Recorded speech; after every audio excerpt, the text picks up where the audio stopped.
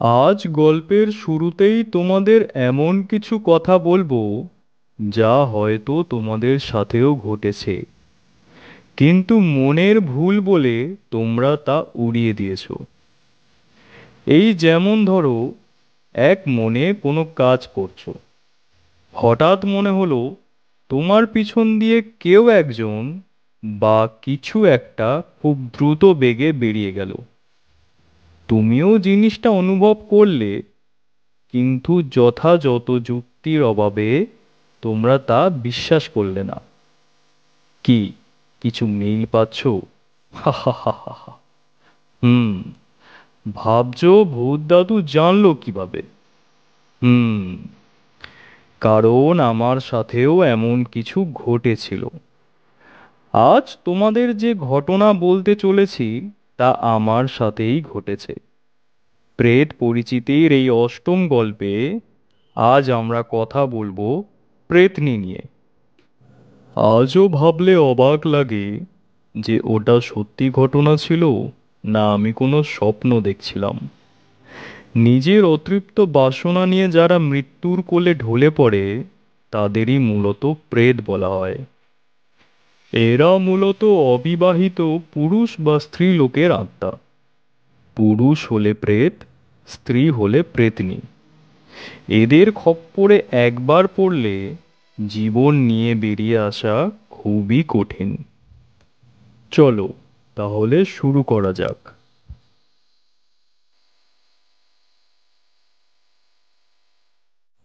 দাদু, এই যে তুমি এত গল্প বলো, তা কি সব সত্যি? সত্যি বই কি, খাঁটি সত্যি। কেন, তোমার কি মনে হয়? না, তুমি যে এত ভূত প্রেত পিশাচের গল্প বলো, তা বাস্তবে আদৌ কি আছে? আমার তো মনে হয় না।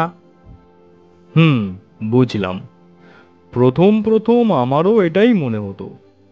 তাহলে শোনো, আজ একটা গল্প বলি।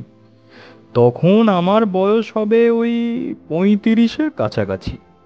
আমি রাতুলের ডাকে সেই প্রথম ওদের গ্রামে যাই।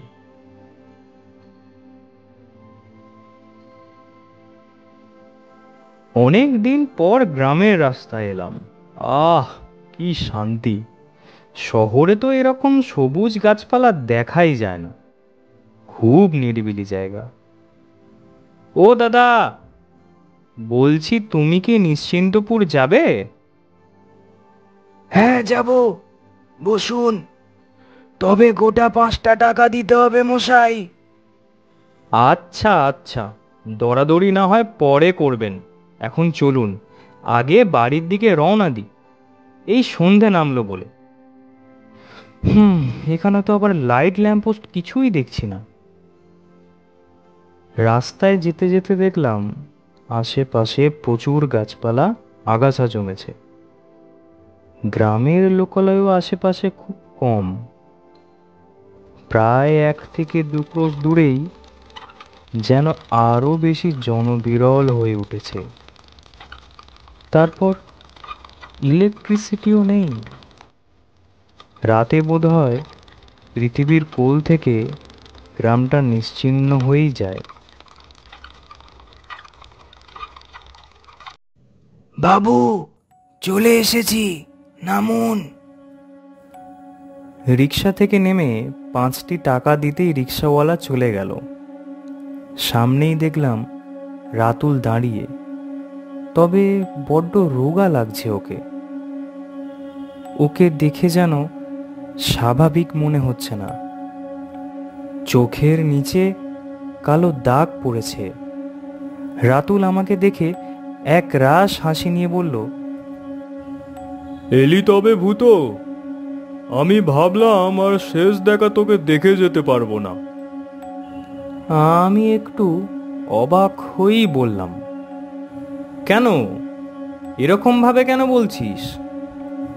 মনে মনে ভাবলাম, সত্যিই কি এর তবে কোনো জোরালো খুব কঠিন রোগ ব্যাধি হয়েছে নাকি?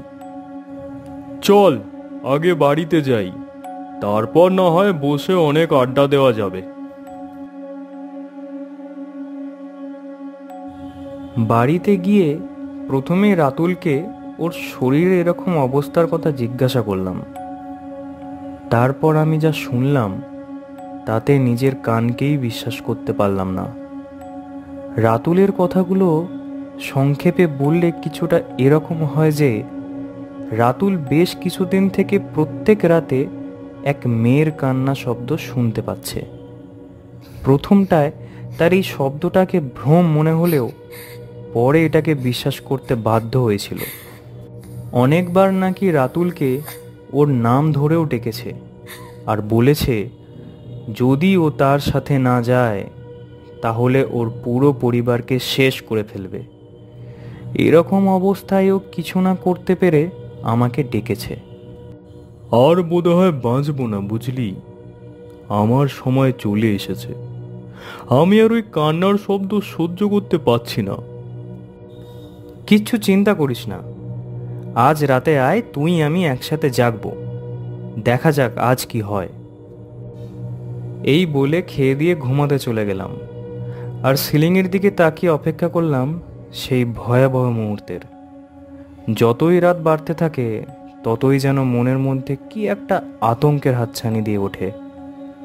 রাতটা খুব গভীর এখানে। রাত 10টাতেই যেন পুরো গ্রামটাকে কেউ কালো চাদরে ঢেকে দিয়েছে।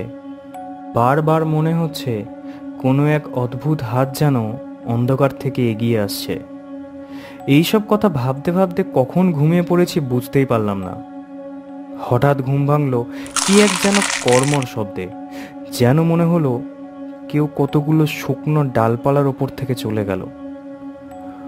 প্রথমটায় একটু ইতস্তত হলেও আরও একবার সেই একই শব্দ শোনার পর আমার ভ্রম দূর হয়ে গেল। আবার যেন কোথাও থেকে একটা মৃদু গানের গলার সুর ভেসে আসছে। হাত নাড়িয়ে রাতুলকে ডাকলাম, এই রাতুল, রাতুল, ওঠ ওঠ, দেখ। শুনলি?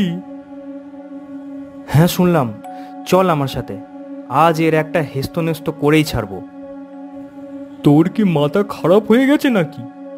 এত রাতে বাড়ির বাইরে গেলে জানিস তো কি হতে পারে। তুই আয় আমার সাথে, দেখ কিচ্ছু হবে না। এই বলে আমি একটা লণ্ঠন হাতে নিয়ে সেটা রাতুলকে দিলাম আর একটা টর্চ আমি নিজের সাথে এনেছিলাম সেটা নিয়ে বেরিয়ে পড়লাম। রাতুল ভয়ে ভয়ে আমার পিছনেই রইল। যেখান থেকে ওই গানটা ভেসে আসছিল সেদিকে এগোতে থাকলাম। কিছুটা দূরে যেতেই একটা তাল গাছ চোখে পড়ল। রাতুল, তাল গাছটা দেখেছিস? দেখেছি। আমি যখন এখানে এসেছিলাম আমি দেখেছিলাম, তখন তাল গাছটা এত বড় আর লম্বা ছিল না। এই রাতেই এটাকে এত লম্বা আর বড় দেখাচ্ছে। এবার রাতুল কাঁদো কাঁদো গলায় বলল, ওই দেখ, ওই যে দেখ, তাল গাছটা কেমন বড় হচ্ছে। সবই বুঝতে পেরে গেছি রাতুল, বোধহয় আমাদের বেশিক্ষণ এখানে থাকলে আর হবে না। তারপর দেখলাম ওই তাল গাছটার নিচে মাটির মধ্য থেকে একটা মাথা বেরিয়ে আসছে। তার অগোছালো লম্বা চুলগুলো হাওয়ায় উড়ছে আর তার সাথে কি ভয়ানক একটা হাসি, যেন কেউ দাঁত বের করে খলখল করে হাসছে। তা শুনে গায়ে কাঁটা দিয়ে উঠল। প্রেতনিটা এবার যেন মাটির নিচ থেকে বেরিয়ে এগিয়ে আসছে আমাদের কাছে।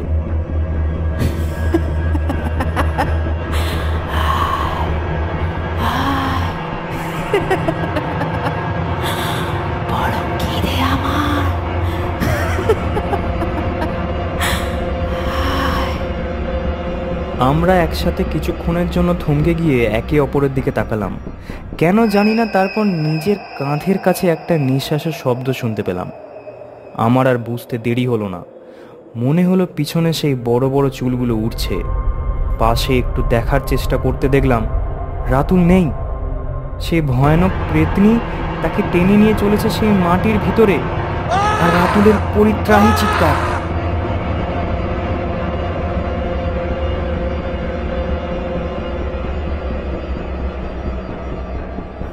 যখন উঠলাম দেখি সকাল হয়ে গেছে। গ্রামবাসীরা আমাকে সকালে ওই রাস্তায় দেখতে পেয়ে তুলে নিয়ে এসেছে। আমি বুঝলাম আমি ওই রাতে ওইখানেই জ্ঞান হারিয়েছিলাম, কিন্তু রাতুলকে আর পাওয়া গেল না। তারপর সকলকে এই ঘটনা বলতে সবাই অবাক হয়ে গেল। তাদের মধ্যে একজন বলল, ওই গাছটার নিচে নাকি গ্রামের একটি ছেলে তার বোনকে মেরে কবর দিয়েছিল। এই ঘটনা গ্রামবাসীরা জানতে পেরে ছেলেটিকে গ্রাম ছাড়া করে।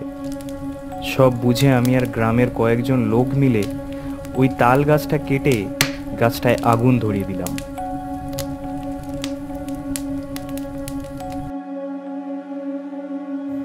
তারপর? তারপর আমি আর আমার বন্ধুকে কখনো খুঁজে পাইনি।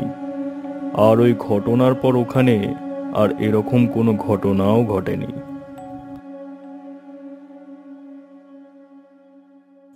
কি কেমন লাগলো গল্পটা? এরকম আরও ঘটনা আছে যেগুলো তোমাদের শোনানো বাকি আছে। তবে যাই হোক, তোমরা কখনো এইসব আওয়াজ শুনে বাড়ির বাইরে যেও না যেন। আপাতত আজকের মতো বিদায়। আবার পরে দেখা হচ্ছে। নমস্কার।